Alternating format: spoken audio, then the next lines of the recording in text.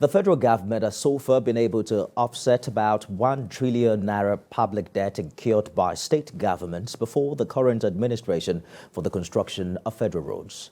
The president also gave approvals for the construction of some major roads in 5 northeast states. TVC News State House correspondent Femi Akonde reports on the outcome of this week's Federal Executive Council meeting. The Northeast Development Commission got the biggest approval and award of contracts at this week's Federal Executive Council meeting. 5 roads in the region were approved for reconstruction by President Muhammadu Buhari, and this is also in line with the mandate of the Northeast Development Commission established in 2017 to coordinate the resettlement, rehabilitation, integration, and reconstruction of infrastructure in the region. The Minister of Humanitarian Affairs says the timeline for completion of these roads is 12 months, except for Borno State, which is 24 months.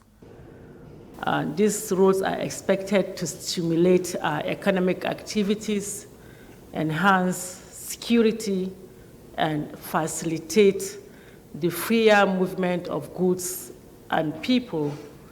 President Muhammadu Buhari approved the reconstruction of the Isolo to Ejigbo Road in Lagos State. The Minister of Works also said the federal government has offset about 1 trillion naira public debt incurred by state governments as interventions made previously before the life of President Buhari's administration on federal roads. Another interesting thing to note about these reforms is that they relate to debts and obligations incurred by the previous administration before the life of this administration. So this is also part of the national debt. There are indications that the Abuja light rail service will soon begin operations. The rail, inaugurated by President Muhammadu Buhari in July 2018 and opened to passengers, has since been abandoned.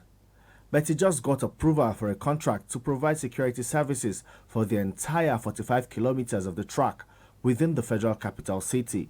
These security services are meant to protect the key infrastructure on the rail tracks, the signaling and communication equipment, as well as the electrical system. But the story is not entirely different on the Abuja to Kaduna rail tracks. It is still unclear when train services will resume after an attack on passengers that has disrupted rail transport in that axis.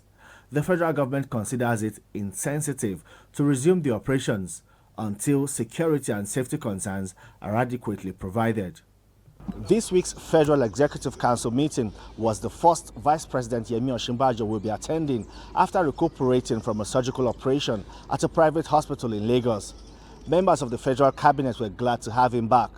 He is now fully back on his feet and back to the work of governance as the life of this administration winds down. Femi Akonde, TVC News, Abuja.